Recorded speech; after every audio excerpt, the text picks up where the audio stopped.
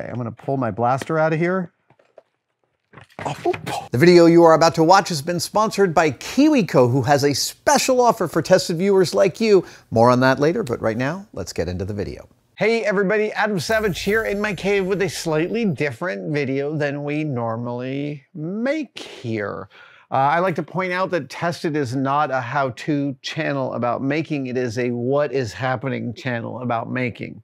And this is mostly because I don't like to present myself as any sort of god of academe or a super reliable source for the best information on a thing. All the techniques I have learned throughout my life have been on the job and under duress, and they have served me really well. And I love executing my skills here on this channel, but I just don't like pretending that I am some reliable authority.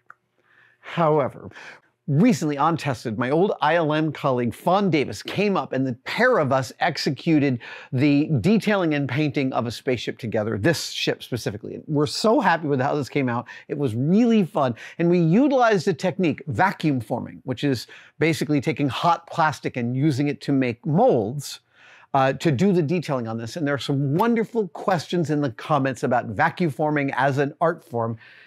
And I thought I would show you guys what I know about vacuum forming. Now, when we were doing this video, I had exactly like 7 pieces of styrene, which is my favorite thermal plastic to use, styrene. I had like 6 sheets of it in this cave. So the day we finished that shoot, I actually ordered all of this plastic because I was out of most of my sizes. I had some 60 thousandths thick or 1.5 millimeter black styrene, but I had no white styrene left. And actually, for model making in general, I prefer white styrene because I like to draw on it and I like to, I prefer it. So I thought I would do some vacuum form pulls using different thicknesses. I got 010, that's 1/4 millimeter, or 10 thousandths thick. 10 thousandths thick, about 3 sheets of paper, 3 of your hairs. Then when I got some 020, this is double that thickness, it's 0.5 millimeter. We got 030, I think this is obvious. 050, I somehow couldn't find 1 millimeter plastic, so I got 050, and I got 0.1, or 100 thousandths. This is actually slightly narrower than 1/8 of an inch, or 2.5 millimeters. I said I learned most of my skills on the job, and this is totally true. I've also made all of my mistakes on the job. And that is, look, making mistakes on the job is how you learn everything. We recently asked fans what we should call our 25 demerit badge bundle. Like, if you buy all the demerit badges, what should that be called? And someone said it should be called the Supervisor Special, because only a supervisor has screwed up all of those things. That's what it takes. But what I wanted to give you in this video was a little bit of the kind of institutional knowledge I have from using styrene plastic in a vacuum former.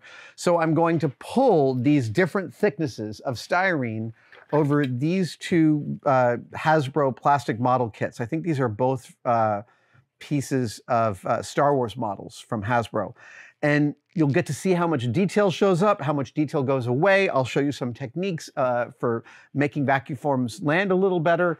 And then at the end, I'll explain that I don't think vacuum formers are this weird thing that model makers often can hold in their heads. It's like a really rare thing that's hard to find. And the fact is, you can do very good vacuum forming in your house using only your oven and some really simple tools. And there's plenty of tutorials out there online. One guy has built a 18-inch square vacuum former using nothing but a garbage can lined in tin foil with a space heater at the bottom, and gets beautiful pulls out of that. So the threshold to entry for a vacuum former is lower than you think it is. And hopefully I'll get to show you how useful it can be to you by the end of the video. I chose these 2 shapes for some really specific reasons. One is the detailing on them that will and won't show up. For instance, all the detailing on this will show up when I vacuum form it in 010 plastic, but almost all that detail's going away when I use the 100 thou, the almost 1/8 inch thick plastic. This will fare much better, but you'll also watch details get softer as I go. And along the way, I'll explain how I support my styrene, the reason I like it as a base, etc. But first up, we are going to clamp in some O1 styrene. And I bought this from a plastics retailer that cuts to size. I will include a link for them in the description because they delivered this all very quickly. I love styrene. Perhaps the main reason styrene is such an excellent modeling material, aside from its softness and flexibility, is its ubiquity. Like all model kits that you can buy are made from styrene. Which just means that the model kits that you buy and this sheet of plastic will glue together very beautifully. So I'm going to turn on the heater, and then we will put our two forms here. Now, there are some techniques you can use to make the plastic form better, and one of them is baby powder. If you put a little baby powder on your model before you pull it, it acts as a lubricant. It doesn't take much, and you can use other things besides baby powder. Cornstarch would also work beautifully. And a lot of times in a shop where I'm doing a lot of vacuum forming, I'll take cornstarch and I'll take a bandana, put cornstarch in the middle, and rubber band it around the bulb of cornstarch. That in model making is called a pounce bag, and I'll use that because it will leave a nice even coat of dust on the stuff I hit it with. Now, if you look under here, you can see that the O10 is quite flexible. I think I could pull this plastic right now. It is roughly axiomatic in vacuum forming that if you have a tall form, you want to let the plastic droop to the distance of that height.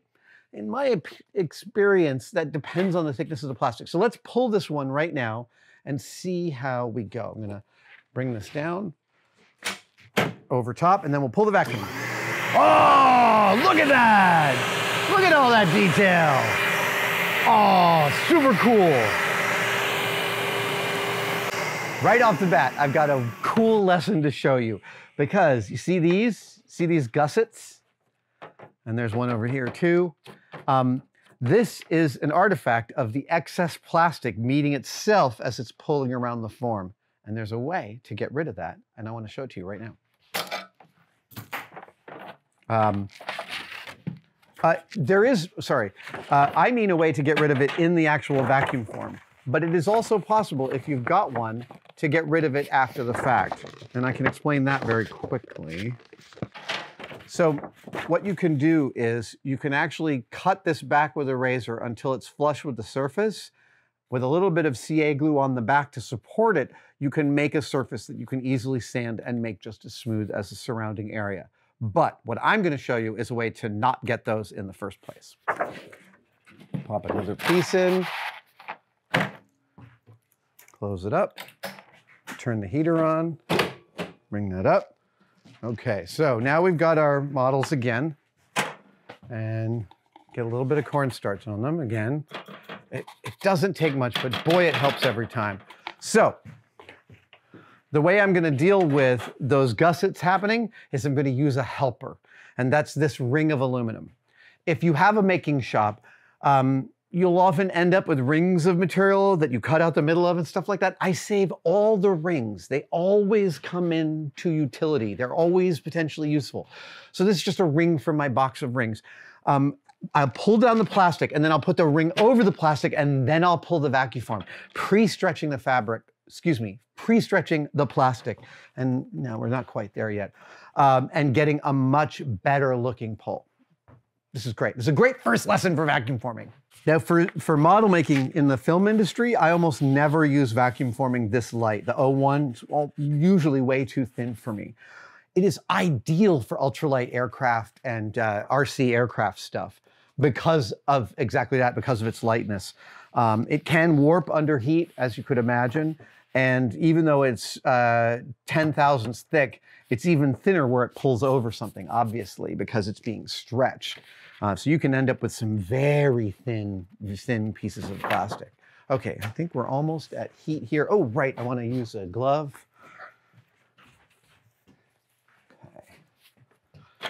All right, let's pull this down. Are you ready? Okay, here we go. 3, 2, 1. Pull, and I bring this down over, and then I pull the vacuum. See that? See around the edges there? I got nice and crisp. And, haha.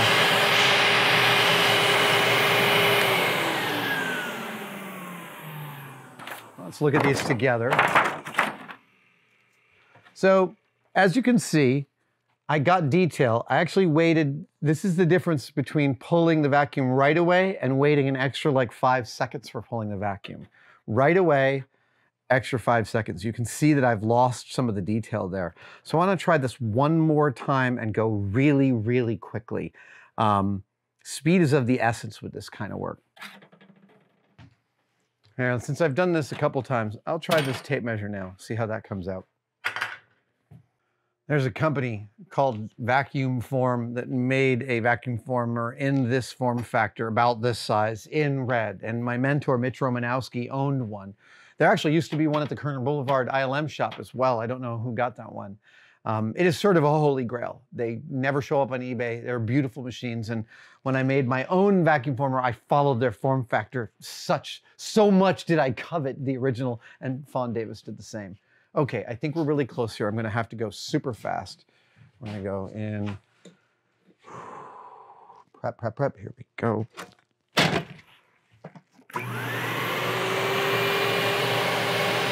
All right, I pulled that much faster.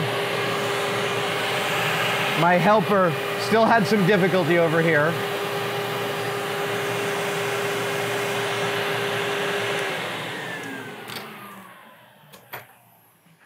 But I think that the qualitative difference is really clear. Time and speed are of the essence. To be fair, if this was a mission critical part, I'd go get help and I'd have someone stand there with me so that I put this down, they were there with that ready. When they vacuum form plastic, when they vacuum form blister packs for packaging, there is often the material is here, the plastic comes over, it gets sucked down, and then a helper comes in and pushes the plastic around the form. This is key part of vacuum forming in its manufacturing phase. So yeah, I think it's pretty crystal clear the difference that a helper can make. The difference a helper can make and the difference pulling really quickly can make. And you can see how much folding I got rid of here that was going to show up. Yeah. Also, if you needed a super lightweight flying tape measure, this would be a great way to get one. Welcome back, fellow makers. It's time to tell you about today's sponsor, KiwiCo. KiwiCo makes fun, hands-on activities for kids of all ages to introduce them to the ideas of STEAM, science, technology, engineering, arts, and math. And these kits teach them not just how to use their hands, but also how to use their minds. They teach excellent problem-solving skills. I would have really loved these things as a kid, and having built several of them, I want to tell you, I love everything about them, not just the kid-friendly instructions, but also that everything you need is already in the box. There's no hunting around the house for a rubber band or a piece of Scotch tape. There are 9 different KiwiCo crate lines, so there is something for every interest and age, including newborns. And most KiwiCo subscriptions are about $20 a month. KiwiCo is also offering a summer adventure series where you can get 6 weeks of fun, hands-on projects with themes for all ages, from Science Explorer to Make and Play. As part of this sponsorship, KiwiCo has a special offer for tested viewers. Go to kiwico.com/tested for 50% off the first month of any subscription crate.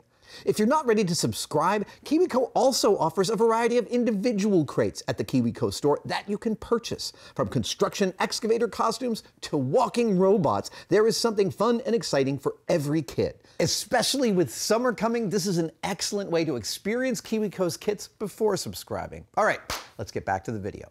All right, so that is 01 styrene. Let us move to the next size up, which is our 02 styrene, twice as thick.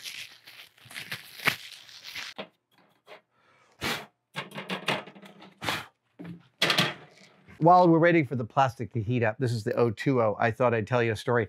My vacuum former used to be held up with 4 of these orange magnets. These magnets were part of, if I remember correctly, somebody from Survival Research Labs, Mark Pauline's Machine Art Collective. If you don't know about Survival Research Labs, you should do a Google search right now for SRL, because they're a really, really important kinetic art center here in San Francisco in the early 90s. Mark Pauline is still around, still amazing, still insane, still making incredible stuff. Anyway, SRL, legendary dumpster divers. I learned a lot about the best places to go dumpster dive in the Bay Area from SRL alumnus. And these orange magnets, someone, I feel like it was Kimrick Smythe, somebody in the group found like thousands of these somewhere. And so everybody in the machine art community in San Francisco had these on their refrigerator throughout the 90s. I still have, I think, 3 left. All right, so our O2 plastic takes a little longer to heat up, but there it is. I'm not gonna use a helper on this. I'm just gonna bring this on down and turn on the vacuum. There we go. So you can also get these to fold flat if you want to. You can bring your hand in there and do that. I don't know why you'd want to do that, but that's possible.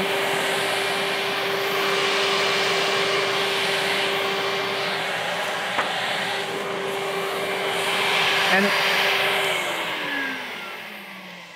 I feel like I pulled this one exactly right. The helper, like I said, could get rid of those gussets. But you can see, even though it's double the thickness, compared to the O1, it's actually a pretty respectable pull. I got a lot of detail out of that. The crispness of those channels is sort of gone, but much of the detail is still there. Again, I'm really showing this to you just so you have an impression of the kinds of details you get out of the thicknesses, because if you're going to be pulling forms, the thickness matters. All right, now we're gonna move up to O4. Oh, right, and let's take a look at this guy here. A crisp versus, so this is interesting. In fact, there are ways in which these are almost identical, even though this is half the thickness of this. I'd say the O2 pulled a very nice amount of detail out of that piece. I see it's a little bit softer. Actually, if anything, the O2 looks like it's even better, like this one. And it might be because I pulled this really quickly and let it get hot. Yeah, the degree to which you let your plastic soften up really matters. Okay, right, O4. Now we're gonna go to O3. O3, 3 times the original thickness. Sitting on top of my vacuum former here is a small dental vacuum former, which I picked up on Amazon for, I think, around $100. We'll include a link to both the item and the video I made about this. This is a little like 3-inch square, but it pulls a fantastic vacuum. And for super small bottle making, this is a stunner of a little machine. If anybody watching was ever in the San Francisco FAO Schwartz, you might remember that on the 3rd floor of FAO Schwartz was a giant, like 12-foot long, 10-foot long Millennium Falcon. And I didn't build that Falcon, but I did all the surface detailing on it. My friend Leo Garza and his dad built the base form out of wood and covered it in plastic. And then he brought it to me and Jamie, and I ended up supervising. Here we go. I'm gonna pull this. This is O30. And with these gussets, I was able to get rid of them. This is why you always want to wear gloves. I was able to actually press it out and get rid of it. I still ended up with this. And again, I'm not gonna work too hard to get rid of all the gussets, because it's not about getting perfect pulls. It's about getting you to see what the different thicknesses of plastic do and how they behave. But as you saw, that was a little gusset, and I was able to bring my hand in here and hit it. I should have done it with my gloved hand because it was very hot. But you know, when you weld, your calluses get nice and thick. My kids used to love to hand me hot cups of coffee just to watch me grab them and not respond. All right, that is the O30. Come on. Oh, this is one of the rules, is that the thicker you go, the harder it is to get your forms out of the plastic. That's definitely true. Let's take a look again, compared to the original O10 pull. This is now O30, and we're still getting a fairly reasonable amount of detail. You can see absolutely this is way crisper than this, but if I'm doing a dry brush paint job, these will look functionally identical. and the fact that this one's easier to remove might matter to me in my fabrication. All right. Also, this kind of stuff, this sort of thing of all these different versions of the same thing, this is what should be on the wall of every makerspace. All right, we're going to 50 thou. This is heavy duty stuff. This is my bread and butter size. I like between 40, I like right around 1 millimeter thickness for my plastic, and this is just slightly thicker. Let's double check that. Yeah, this is 55 thou, 1 millimeter is 40 thou. Also, by the way, I would be remiss if I didn't point out that I've been letting the plastic get nice and hot because I want detail. But the more it droops, the more you get gussets. So another way to get rid of gussets is to not let the plastic droop, but you do that at a cost to detail. And look, one thing I want to point out is like, you're not pulling for detail all the time. I mean, this isn't a hugely detailed piece. Kudos if you know what it's from. That'll show up later on the channel. But like, this is not a super detailed piece, but this is exactly the kind of thing you'll be vacuum forming all the time. And it's really nice that it's got a taper. That's a draft angle. That makes it much easier to pull out. If you're building forms with high straight edges, you want to give them like a 1 degree taper. Even just a 1 degree taper will seriously help you in removing your form from the vacuum form. All right.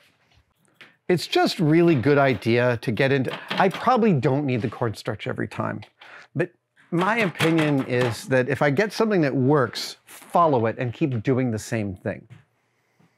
Not like, you know, a superstitious baseball pitcher who's going to wear his wife's underwear every day for a no-hitter or something like that. Isn't that the plot of Bull Durham? At any rate, I do try and do the same thing every time, not changing too many parameters. When I'm experimenting, I also make a lot of notes. Like, it's an attentive process, and it benefits from your attention. I've also taken things like this where I wasn't getting the pulls that I liked, so I cut the whole thing in half. Or I bought 2 of them and cut them over half and assembled them later. There's all sorts of different ways to do this. Oh, yeah, I can actually show you this with styrene when I do the 100 thou. I'll show you edge gluing with that because it's actually pretty freaking cool. Your heating element should heat the whole sheet of plastic up evenly. Mine is a little bit lax out in the corners. The center is the meaty part, the creamy center. Okay, we're close. We're gonna do this. Let me get a glove on this hand too. 3, 2, 1, and we'll pull this down.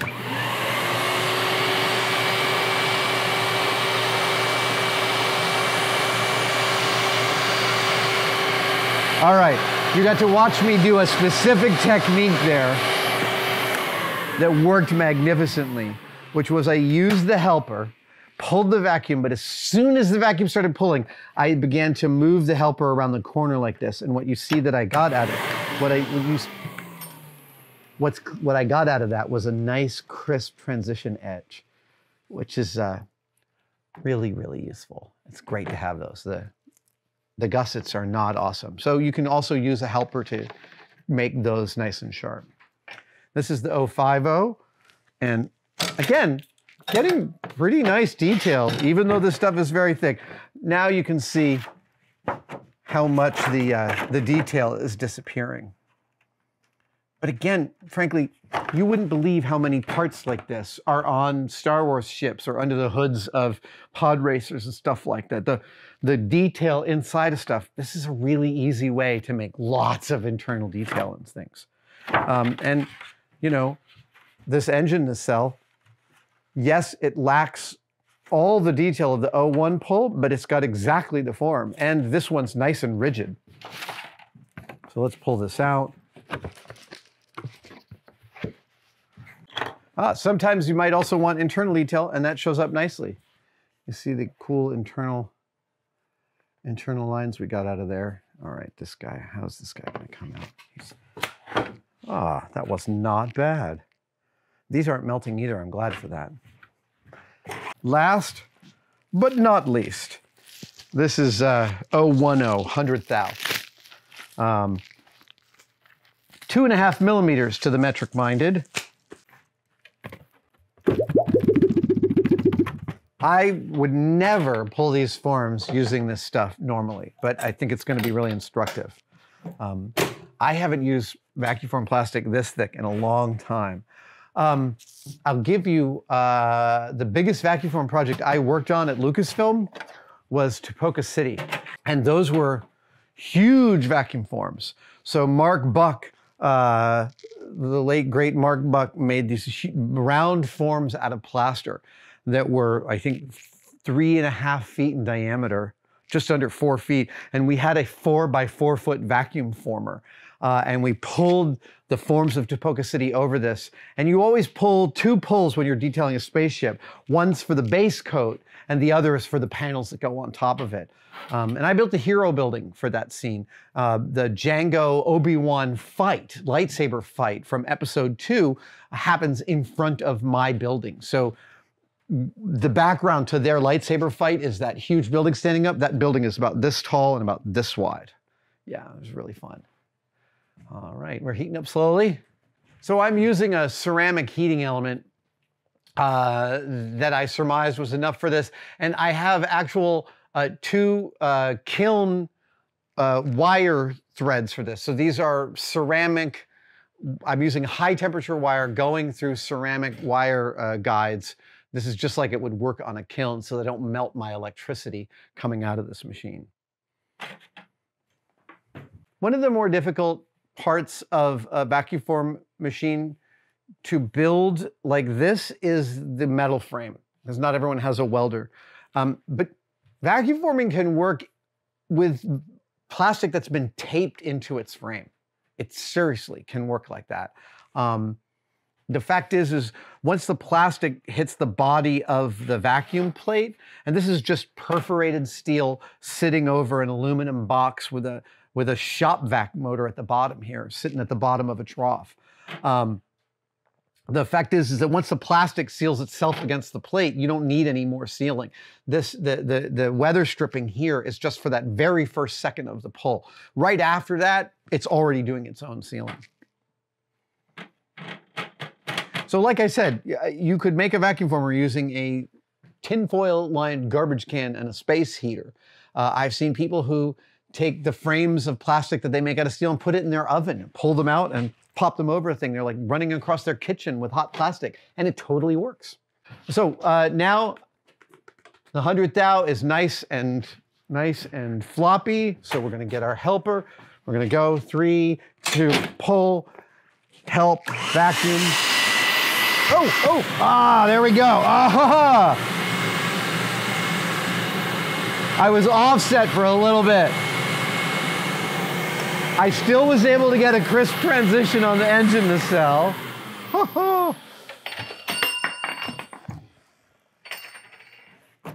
I don't know about you. When I have to do something that involves like a rapid succession of 3 things in a row, I try and like walk it into my body.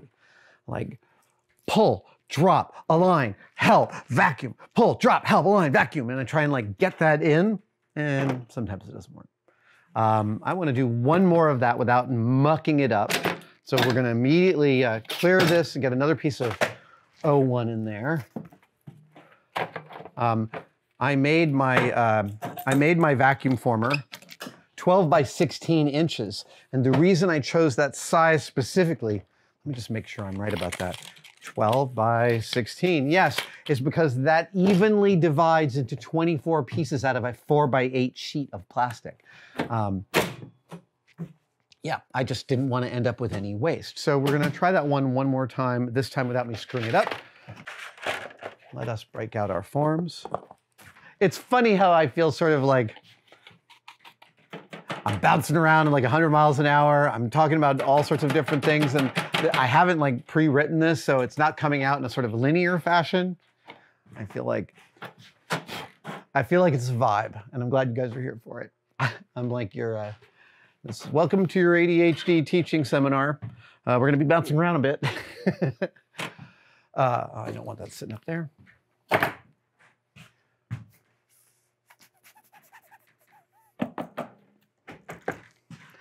This the cart this sits on is from a time when my favorite material was lightweight particle board called Trupan, which is actually new growth pine particle board that does not use a formaldehyde binder. Trupan is the shizzle, man. It's totally amazing.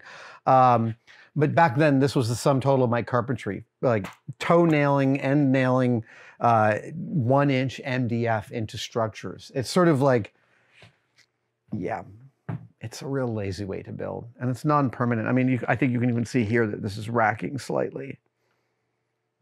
Still, it hasn't fallen apart. One of the other things is you got to wait while your plastic heats up. If you're on the clock, that's easy. Waiting while getting paid is easy. But when I'm alone in the shop, I am so prone to walk away for a second to go do something. And the number of times I have come back and found my plastic, yeah. It's an occupational hazard, especially for the attention challenged. So be careful. All right, I think we are ready to go here. I'm gonna pull this down, put the helper on, and pull the vacuum.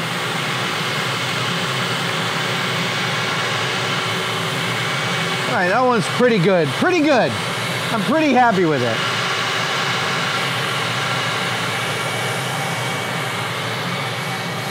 Yeah, not bad.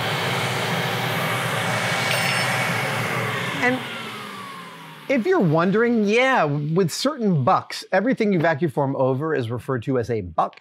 With certain bucks, it is totally possible to come in with a heat gun and do a little bit more work on it. But that's really special occasion stuff, not for the faint of heart. Yeah, I've only done that in a real pinch. I want to pull one more type of plastic, which is my other favorite plastic to pull in here. And what I have is some, what is this? This looks like, actually, let's see. I'm gonna look at that and tell you that I think that is 60 thousandths. 70, 75, 72. Okay, so close enough to 60. This is PETG, polyethylene tetrachloride glycol, maybe? I could be wrong. When you hear that soda bottle plastic is called PET, P-E-T, this is PET plus G, glycol. I think that's a plasticizer, but don't quote me on that because I am not a materials and science engineer. But this is, I love this stuff. PETG is my, it vacuum forms clear, so I've built lots of really cool things with it. I want to find something to pull over. Let's see, what could I? Oh, yeah. Oh. Why don't we do my Blade Runner blaster and we'll do a blister pack for it. Yeah, let's try that. So we're gonna heat this up. Now, to do a blister pack, I don't want a ton of detail on this. I don't want to get it so soft that it pulls under.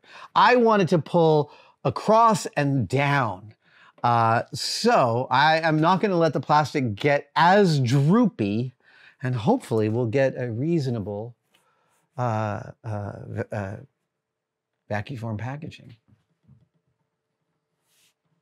And you can totally do this process with 2-liter, 3-liter soda bottle plastic. PET can be cut out of the bottle, laid out into a sheet, stretched in a frame, and heat formed, just like any vacuum formable plastic. The plastics that you can form with, you can vacuum form in ABS. It's a lot less forgiving than styrene.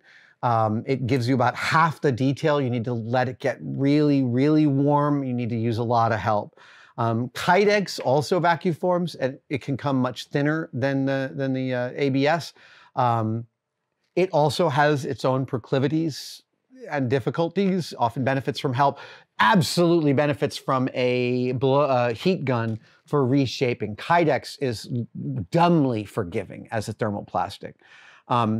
And the reason for that is specifically that styrene's softening point is not too far from its melting point. So as you've seen, like with close-ups like this, it like almost behaves like clay for a while when it's warm. Kydex's melting point is really far from its softening point, which means you have this much wider latitude for shaping it. And it's freaking indestructible. It's funny, in the reorganization of the shop, I found Kydex and ABS in 3 different locations because I had it, stocked it, forgot where it was stocked, had to buy some more, and it all got consolidated. Now I've got like 120 sheets of all of it. All right, I feel like this is pretty good. Yeah, we're gonna pull this down and I'm gonna ride the vacuum. There it is. There it is. Yes. Yes, ladies and gentlemen.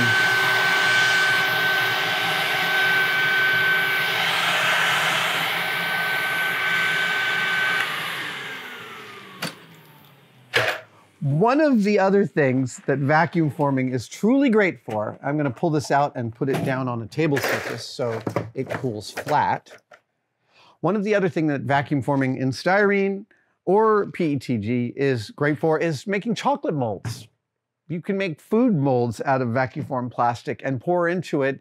You can clean it so it's food safe. The materials, styrene is a food safe plastic, so is PETG. And that was actually, I learned how to vacuum form on the machine that Chico McMurtry built. But my first vacuum forming was done in Mr. Benton's art class at Sleepy Hollow High School in the mid-'80s, the early '80s. He had a small one and we made chocolate molds where we put letters on each of them and spelled our names in chocolate bars. Yeah, that's a really fun craft thing to do. And you could totally do it with this. You can make your own cookie mold if you'd like. Okay, I'm gonna pull my blaster out of here. I appreciate, Josh, that you went right to the floor to watch it shatter. There we go. That is a fantastic, that's a fantastic blister pack of my Blade Runner pistol. There you go, everybody. This is a small, a brief, a hopefully thorough, but brief compendium of some of the institutional knowledge I have gathered over the years in vacuum forming. If you have hints or tricks or tips I have not covered here, put them in the comments. This is a great place for us to gather all the things we know about vacuum forming. And if you have plans for really simple vacuum formers, also throw a link to them in the description, in the comments. Thank you guys so much for joining me for this. Me and my vacuum former bid you adieu. Thank you for watching that video. I want to tell you about our demerit badges, because we know that being a maker is a lifelong enterprise of trying new things and learning new skills, and it is also about repeatedly messing everything up. And we like to celebrate that because failure is not just an option, it is intrinsic to the creative process. And to that end, we have 3 new bundles of demerit badges right now on tested-store.com. We've got your Shop Tool Fails demerit badge bundle up here on top. Here in the middle, we have the Everyday Whoops demerit badge bundle. And at the bottom, we've got my favorite, the Shit Happens demerit badge bundle. You can get any one of these bundles, and we are considering offering a bundle of all 24, not those, of all 24 demerit badges we have released, but we're not sure what to call it. You have a suggestion? Put it in the comments.